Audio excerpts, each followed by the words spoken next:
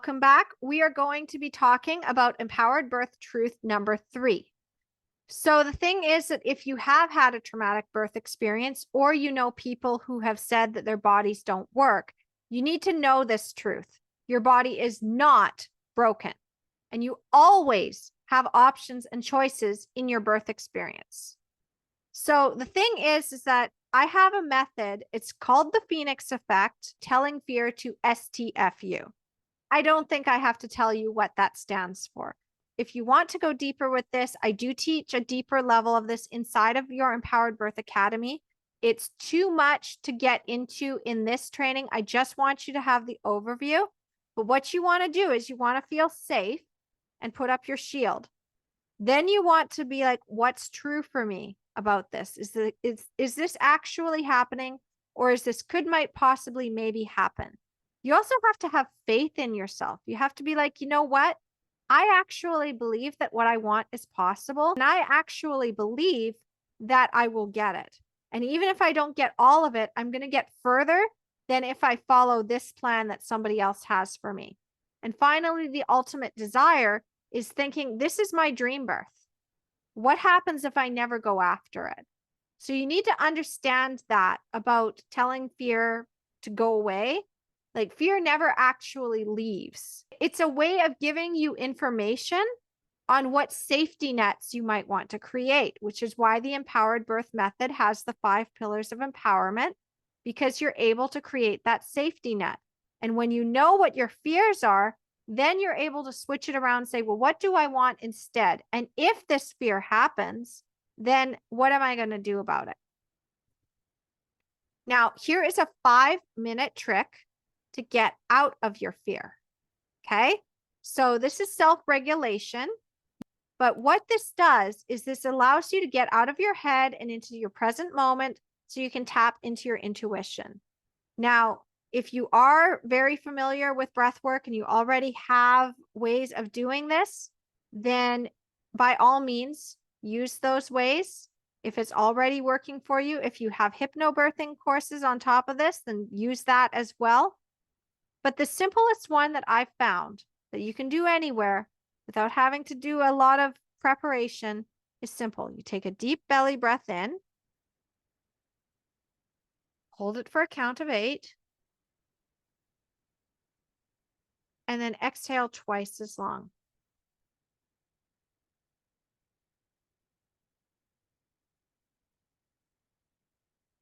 And then what this does is you just keep repeating that until you start to feel calm in your body. Because as I said, you need to plan your birth from a place of power, not a place of fear.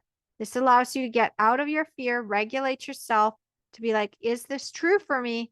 Then you use the STFU framework of the Phoenix method to start recognizing, okay, this is what's actually true. This is what's actually happening now.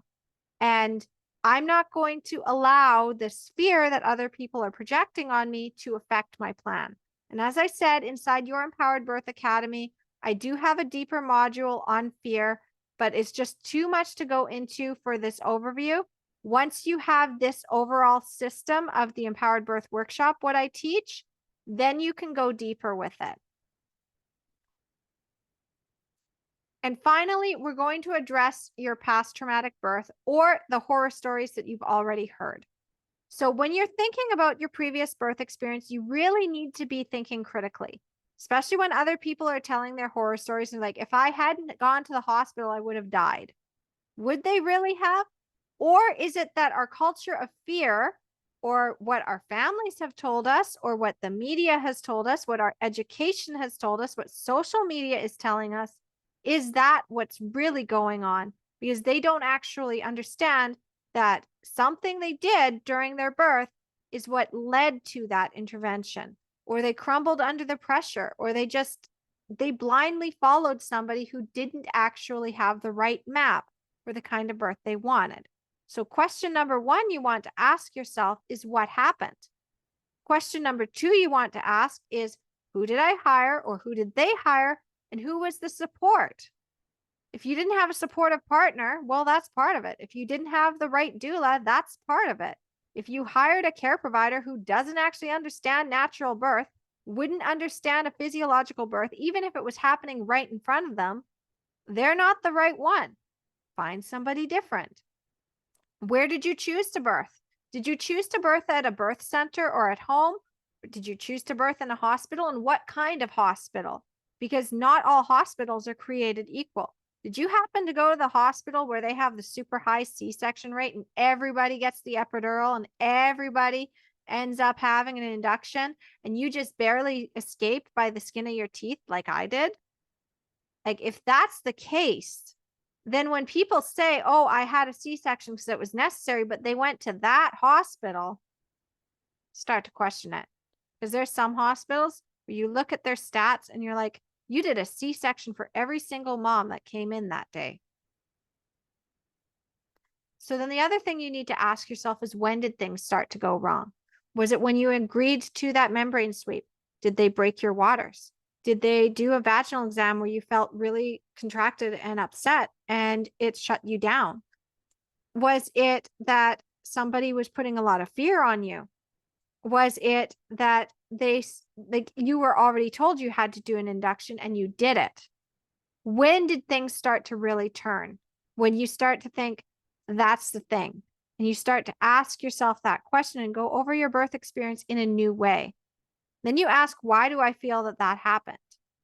It's not that your body's broken and defective. Maybe something was needing to change. Maybe your baby was in a bad position. Maybe that happened. And at the same time, maybe it wasn't. Maybe you just got screwed over out of your birth, or they got screwed over out of their birth. Because, you know, there's so many moms out there that I can see those stories and I'm like, honey, if you only knew, but you're not ready yet for me to really pick apart your story and show you. And I have to use a whole bunch more tools in my tool collection to tell them. And then they come to that conclusion. And finally, how can this time be different? What safety nets can you put in place? Who can you hire instead? Where else can you choose to give birth?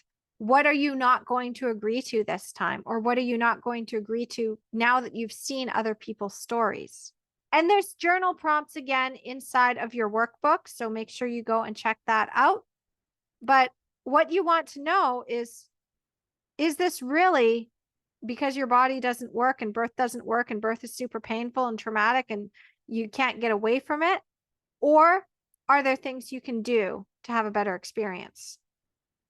Now, if you have had a traumatic birth and you're wanting different this time, then in order to better understand what happened, it's important to get your birth records and read them to find out if your experience matches what they wrote down. Because often you may find that the choice that was made without your knowledge or consent directly led to your birth being traumatic. In my case, I found out through my records that when they said that my baby wasn't growing properly, the actual record said that the growth was on track. It was normal. And I'm like, wait a minute. They told me for weeks on end that my baby wasn't growing properly and pushed me into having a hospital birth. But it says over here that growth was normal. And there's clients of mine who have seen, wait a minute, my baby wasn't in any distress. I didn't need that C-section. And what they put said that I elected for this C-section, and that's a lie, which also leads into my Phoenix method of getting good and ticked off and then using that anger to go forward. So if you do want to go deeper, there is a bonus guide. You just go to empoweringmomsbirth.com/extras. And I've also included it here. But if you ever did lose it, then you know where else you can find it. And this is how you heal from a traumatic birth. Finally, your empowered birth bonus action step, because as I said, one of the things that allows you to have your empowered birth is when you take action. So now that you understand about fear, I want you to write out a list of your biggest fears about planning and experiencing your true natural birth.